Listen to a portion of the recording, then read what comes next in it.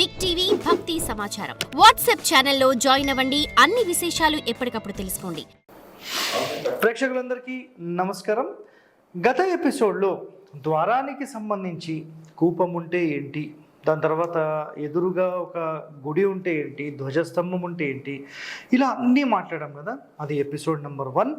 ఇప్పుడు ఇది episode number 2 అన్నమాట. ఇందులో కూడా మనం ఏంటంటే ప్రధాన ద్వారము, వాటికి సంబంధించిన నియమాలు, అంటే ఒక ద్వారం సంబంధించిన ఆపోజిట్ ఎలాంటివి ఉంటే అసలు ఎలాంటి లాభ నష్టాలు ఉంటాయి. చాలామంది ప్రశ్న వేస్తూ ఉంటారు, ఏమని సార్ మా డోర్ ఆపోజిట్ మేము ఒక సంపు కట్టుకున్నాం, మా డోర్ ఆపోజిట్ ఒక పిల్లర్ మూల వస్తుంది, మా డోర్ ఆపోజిట్ మేము గేట్ పెట్టలేదు, గేట్ పెట్టినాం, గేట్ యొక్క మూల మొత్తం శూల పడుతుంది, ఏం చేయాలి? సో ఇలా నీళ్ళ తొట్టె అనుకోండి, లేకపోతే వాటర్ స్టోరేజ్ అనుకోండి, సంప్ అనుకోండి, కాలువ అనుకోండి, ఎన్నో ఉంటాయి, బోర్ అనుకోండి, ఎన్నో ఉంటాయి. సో అసలు ఒక్కొక్క వాటికి సంబంధించి ఆపోజిట్లో ఇలా అడ్డం ఉంటే అసలు నష్టం ఏమన్నా ఉంటుందా, ఉండదా?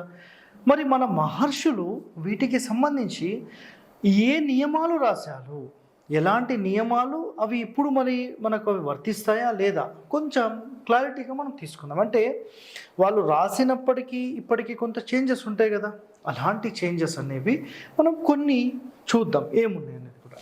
సో మొట్టమొదటిగా వాళ్ళు చెప్పింది ఏంటంటే మెయిన్ డోర్ ఆపోజిట్ దిగుడు బావి ఉంటే సన్నిపాత జ్వరము, ఇదొక టైప్ ఆఫ్ జ్వరాల్లో చాలా డేంజరస్ అన్నమాట.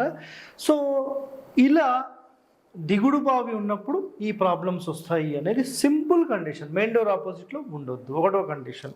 సో సింపుల్గా ఇట్లా మెయిన్ డోర్ పెట్టి దాని ఆపోజిట్లో ఇట్లా దిగుడు బావి ఉందనుకో, ఇట్లా దిగేది, సో అది మేజర్ డేంజర్ అనేది ఇక్కడ పాయింట్. బురద గుంట ఉందనుకోండి, సో మన మెయిన్ డోర్ ఆపోజిట్ బురద గుంటలు ఉంటాయి కదా, జనరల్గా మీరు ఆలోచన చేయండి, వర్షాకాలం వచ్చినప్పుడు చిన్న చిన్న బురద గుంటలు ఉంటుంటాయా, మెయిన్ డోర్ ఆపోజిట్, గేట్ల ఆపోజిట్ బురదలు మన పక్క నుంచి వెళ్ళిపోతూ ఉంటాం. అలాంటివి అసలు మన డోర్ కానీ మన గేట్ కానీ ఆపోజిట్ ఉండనే కూడదు. దీనిని పంకవేద అనే ఒక పేరు ఉంటుంది దీనికి సంబంధించి, అది మీకు శోకాన్నే మిగులుస్తుంది. సో ఇలా ఉండొద్దు. నెక్స్ట్ మూడో కండిషన్, కూపము ఉంటే, అంటే వాటర్ స్టోరేజ్ లాంటివి, వాటర్ సంపుల్ లాంటివి, బోర్ల లాంటివి, ట్యాప్స్ లాంటివి, ఎలాంటివి కూడా ఇలాంటి స్టోరేజెస్ పెడితే, నేను ప్రాక్టికల్గా చూశాను, హైదరాబాద్లోనే చూశాను, ఎక్కడో కాదు. వాళ్ళ ఇంట్లో ఫిట్స్ ప్రాబ్లమ్స్ 100% ఉన్నాయి. టోటల్ చాలామందికి ఈ మూర్ఛ వ్యాధితో చాలా నరకయాతన ఇబ్బంది పడుతున్నారు.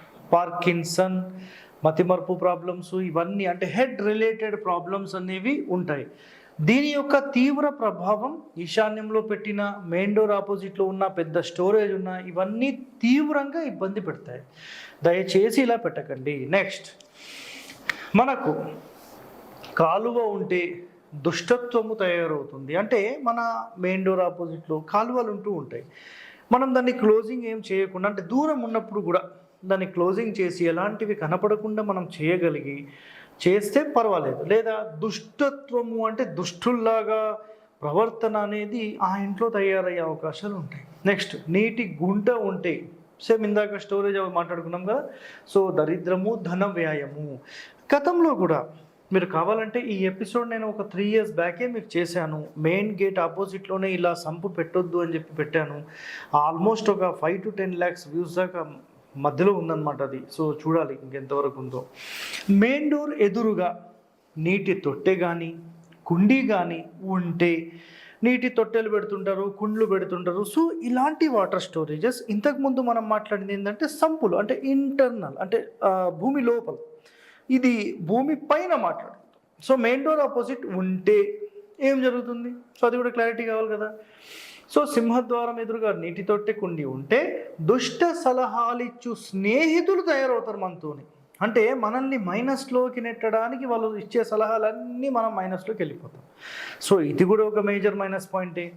ఒక పెద్ద గొయ్యి ఉందండి సార్ మా మెయిన్ డోర్ ఆపోజిట్, ఇప్పుడు ఎందుకంటే ఇన్నిట్లో కేవలం ఒక సంపు, స్టోరేజెస్, నీటి గుంటలు తప్ప వేరేది చాలామంది కనబడదు.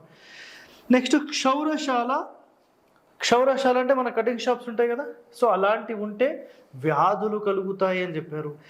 ఏ కారణం చేత చెప్పి ఉండొచ్చు అనేది జనరల్గా ఇప్పుడు పరిశీలన చేసుకుంటే సింపుల్గా మనం ఏం చెప్పవచ్చు అంటే అప్పుడు ఓపెన్ ఏరియాస్లో చెట్ల కింద ఇట్లా కూర్చునేవాళ్ళు. సో ఇప్పుడు ఏం జరుగుతుంది అంటే ఒక షాప్స్ లాగా పెట్టారు కాబట్టి ఆ వెంట్రుకలు అవన్నీ మన ఇంట్లో పడకుండా మన కడుపులోకి వెళ్ళకుండా కొంతవరకు ప్రొటెక్షన్ ఉంది కాబట్టి ఇది యాక్సెప్టెడ్ అంటారు. కొంచెం దూరం ఉండడమే మంచిది, కంప్లీట్ దగ్గర మంచిది కాదు. నెక్స్ట్ పెద్ద గొయ్యి ఉంటే మనకు ధననాశనం అని చెప్పారు.